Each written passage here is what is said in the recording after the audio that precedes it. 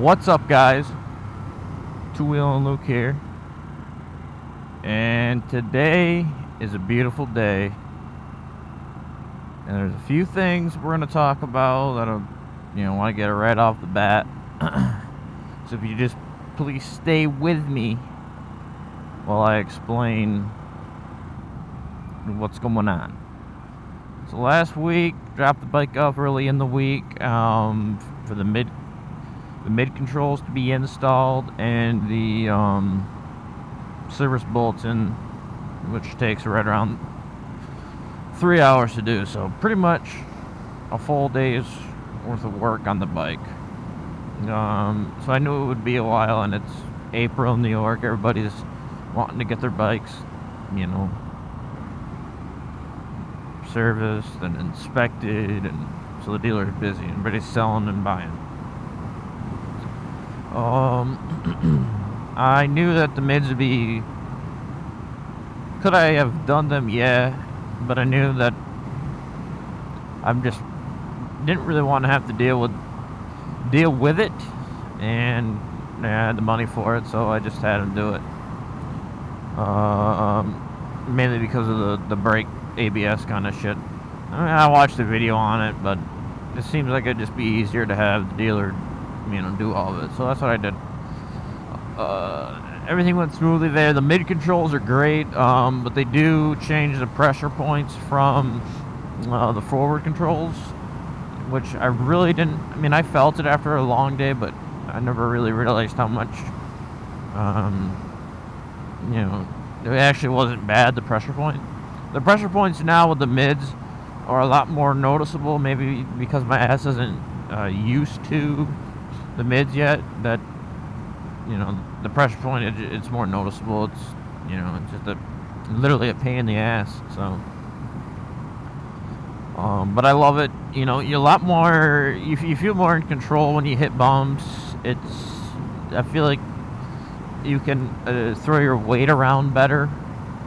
So all in all, it's a great thing to have done if you can get the mids, which I think they're more available now.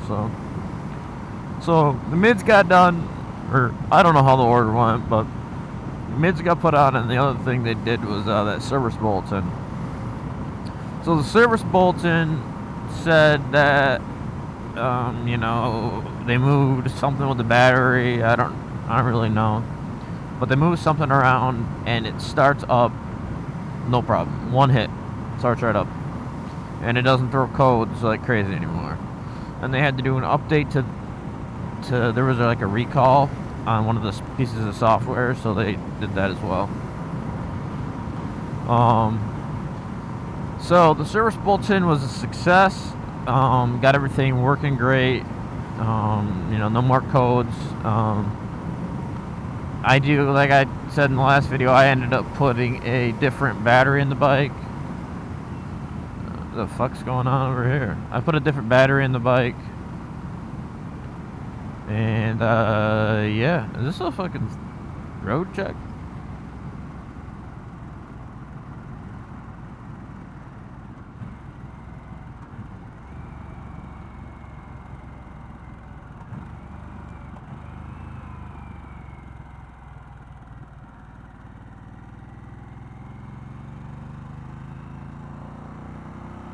Oh, they're installing the counters. Kind of weird that they had blue lights in the back of that, but yeah. So back to the story. Where the fuck was I? Oh yeah, the battery. So I put my own battery in it. I put a lithium just because up here in New York we get the cooler nights and the battery just was struggling. So I went and put the lithium in there with very high cold cranking amps, and the voltages were always high. I noticed with the stock battery it'd go like under 12, which it ain't gonna start. So I put the new battery on, and I'm thinking when they installed the battery, or because they had to take the battery out, put it back in, they must have not have tightened the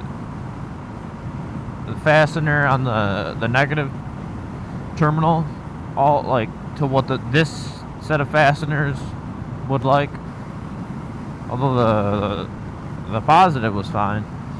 But at any rate, I did 230 miles on Saturday, and then on Sunday I hit a bump probably 10 minutes from my house. No fucking cell service, and the bike just died.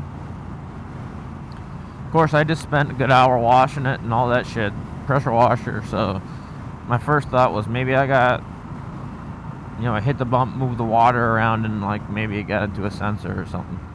So I'm like, okay, so I gotta get this thing home, and it did not want to go home. I'd get it to start after a while, and then it would die again. So that was kind of a annoying part of the day. But I ended up getting it home, and there's a lot of bumps up here, so every bump it was fucking about shutting off. To me, it was either a loose connection, like maybe a loose connector, because they took apart a lot of shit. Like, well, if it's loose, maybe water got into it. So I went in every sensor that I knew of to look for, that I could see, under the gauge, under the gas tank that you can see without taking the tank off, under the seat, the side back here where you put your key in to unlock your seat. I checked them all. They were all good.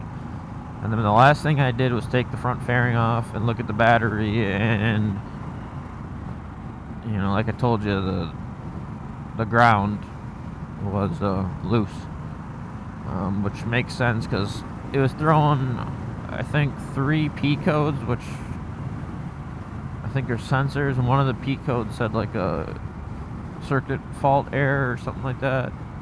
Checked that out, and I'm like, huh. And lo and behold, the ground was loose. So I had enough ground to run the electronics, but it didn't have enough to keep the bike running, because it was fucking loose. I mean, the fasteners, everything was there, it just was loose. Tighten that up. I probably should have checked it before this ride. I should have checked both of them, but I didn't. But yeah, so that was the only issue that I've had since the work, and that is what it is. It just kind of, I'm not gonna lie, it worries me that is there other shit they didn't tighten up all the way, but there's really not much I can do.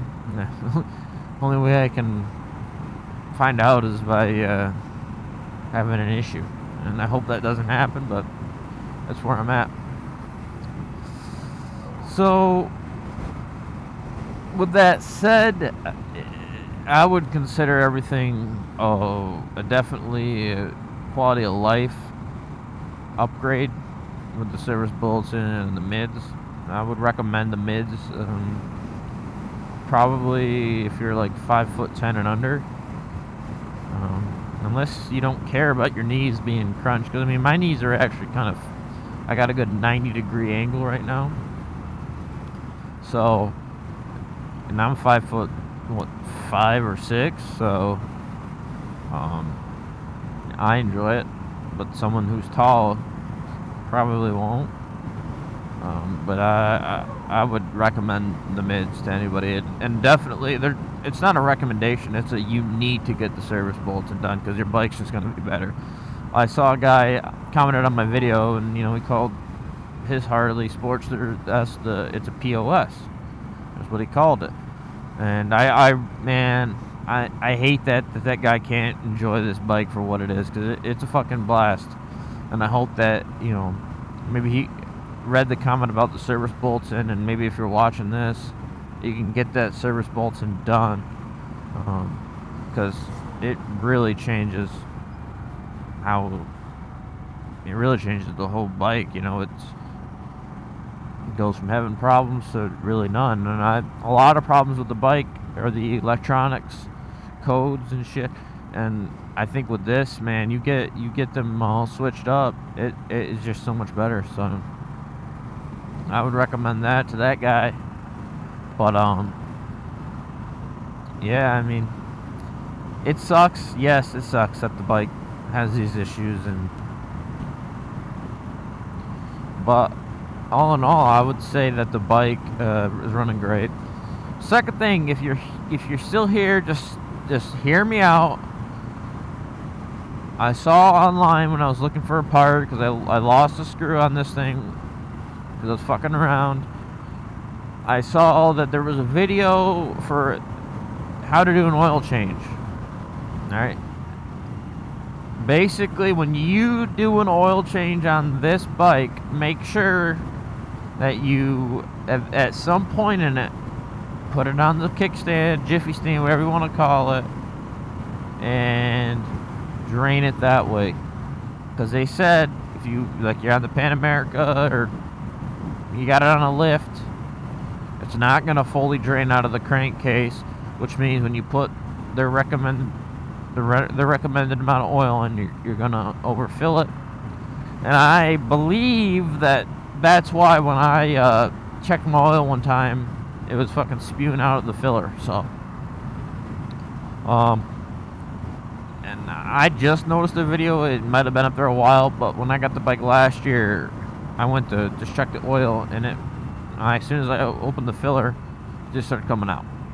So, you know, I don't know if it's a new development, but if you're going to do an oil change, please do it on the jiffy stand, kickstand, so you don't overfill it.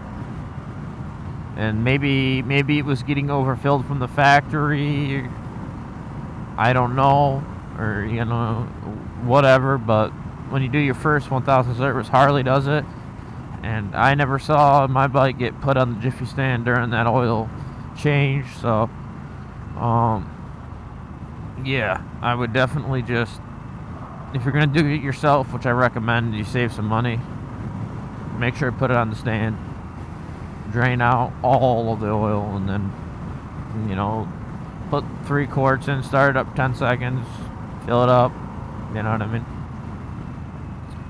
So, you know, that's why I think it was getting overfilled from the factory or from the dealer, and it was having some issues weeping the oil out of the seals. Maybe that had something to do with they fucking filled it to the brim. Thank God it didn't fucking seize up, or, you know, I don't know. It wouldn't seize, you wouldn't think. So, cancel. I don't know why my Bluetooth just fucking sick, you know, stupid. Yeah, so, I mean, that's all the information I got. Anything new with the Sportster that I've figured it out. So now we're just gonna get to riding. I do have some windy roads up here.